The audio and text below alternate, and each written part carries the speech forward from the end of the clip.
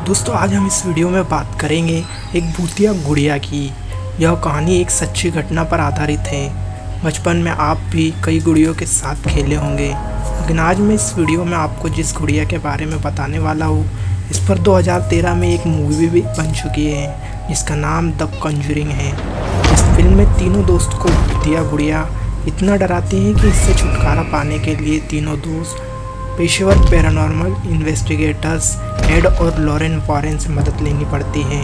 इस भूतिया गुड़िया का नाम एनाबेल है और इस समय यह गुड़िया अभिमंत्रित करके वॉरेन के ऑकलेट म्यूजियम में रखी हुई है और इस शोकेस के नीचे इसे न खोलने की चेतावनी भी लिखी हुई है। पैरानॉर्मल इन्वेस्टिगेटर्स एड और वॉरेन के अनुसार अभी भी इस गुड़िया के अंदर शैतानी आत्मा जिंदा है। उनके मुताबिक इस गुड़िया के अंदर होने के बावजूद भी एक आदमी की मौत के लिए जिम्मेदार है। तो चलिए शुरू करते हैं श्रापित गुड़िया की सच्ची कहानी। लेकिन उससे पहले आपने इस चैनल को सब्सक्राइब नहीं किया तो कर लीजिए। बात है 1970 की, जब एक माँ एक खिलौने की दुकान से एक अलग दिखने वाली गुड़िया को खरीद कर घर लाती है। यह गुड़िया माँ अपनी बेटी डोना के जन्मदिन पर उसे तोहफे में देती है। उस समय डोना अपनी दोस्त एंजिया और ल्यू के साथ एक अपार्टमेंट के साथ रहती है। डोना अपनी माँ के दिए हुए गिफ्ट यानी गुड़िया को बेड एक कोने में सजा देती है। कुछ ही दिनों में डोना और उसके दोस्तों को वह गुड़िया अजीब और डरावनी लगने लगती है। दोनों दोस्तों को वह गुड़िया चलते हुए दिखाई देती है। जैसे जैसे दिन गुजरते गए यह बातें आम होने लगी, जैसे गुड़िया एक जगह से दूसरी तरफ घूम जाना। कई बार जब डोना और उसकी दोस्त कॉलेज से घर आती हैं तो एक कमरे में रखी हुई दूसरे कमरे में मिलती है, तो कभी सोफे पर तो कभी कहीं और मिलती है।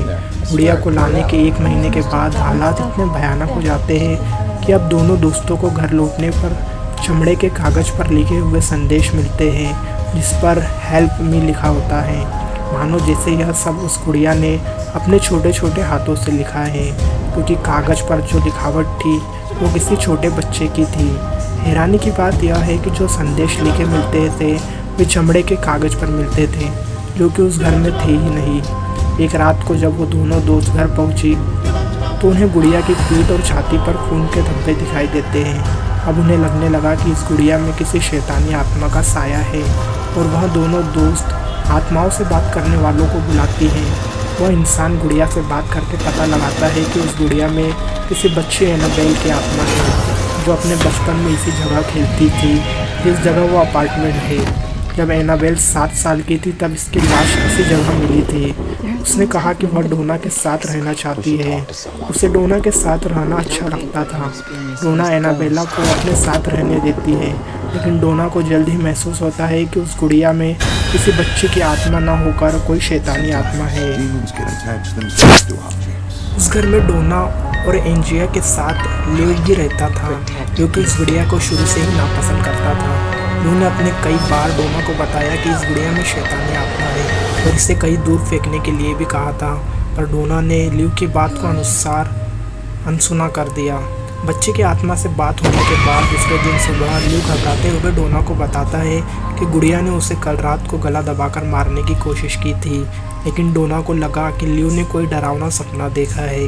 लेकिन उसी दिन दोपहर को जब एंजिया और ल्यू बाहर बैठकर बातें कर रहे थे, तभी अचानक उन्हें डोना के कमरे में भयंकर चीखने की आवाज़ें आने लगती है, जबकि डोना कहीं बाहर गई हुई थी। ये दोनों डरते डरते कमरे को खोलकर देखते हैं। उसमें सिर्फ गुड़िया एक तरफ पड़ी हुई थी। ल्यू को देखते हुए गुड़िया उस पर हमला कर देती है। ल्यू के कपड़े फाड़ देती है और उसके शरीर पर जगह जगह गहरे घाव कर देती है।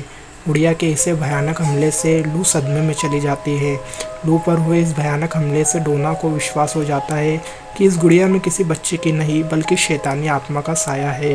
यह गुड़िया श्रापित है। डोना मदद के लिए फादर हैगन से मिलती है। फादर हैगन को श्रापित आत्मा का मामला लगने के कारण वह डोना को अपने सीनियर फादर कुक के पास भेज देते हैं।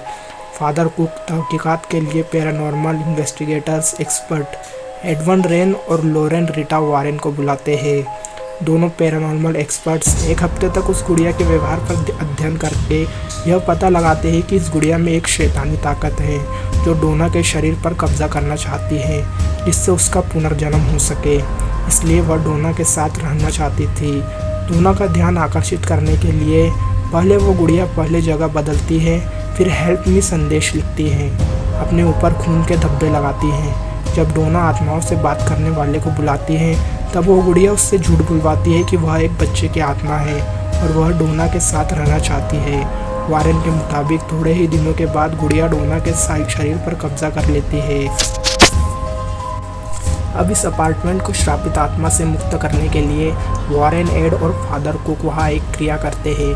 क्रिया के बाद उस श्रापित गुड़िया को अपने साथ घर ले जाते हैं। गाड़ी चलाते समय उन्हें यह महसूस होता है कि वह गुड़िया अपनी शैतानी ताकत से गाड़ी के ब्रेक और स्टीयरिंग का काम करना बंद कर देती है, जिससे गाड़ी अपना संतुलन खोकर एक पेड़ से टकरा जाती है।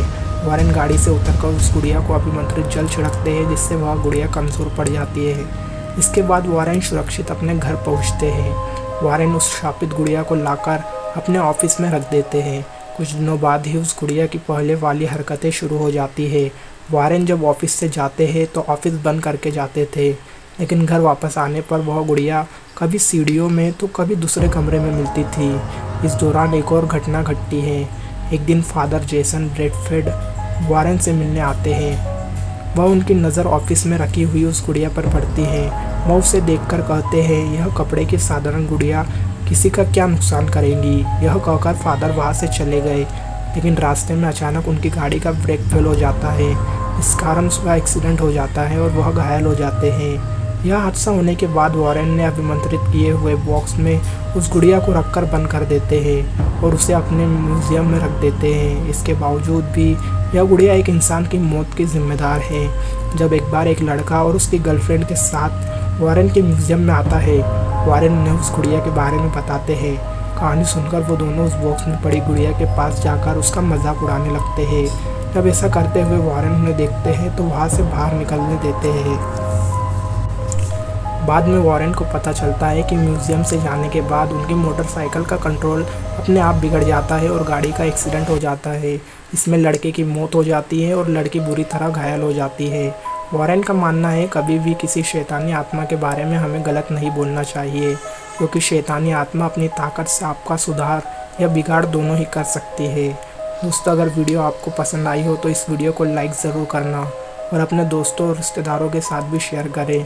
हमें कमेंट करके ज़रूर बताएं कि आपको यह वीडियो कैसा लगा। इससे हमें नए नए और अच्छे वीडियो बनाने के लिए प्रोत्साहन मिले। इसी तरह की जानकारी भरे वीडियो की सूचना सबसे पहले पाने के लिए हमारा चैनल सब्सक्राइब करें और आपके कीमती वक्त के लिए धन्यवाद। मिलते हैं नेक्स्ट वीडियो में।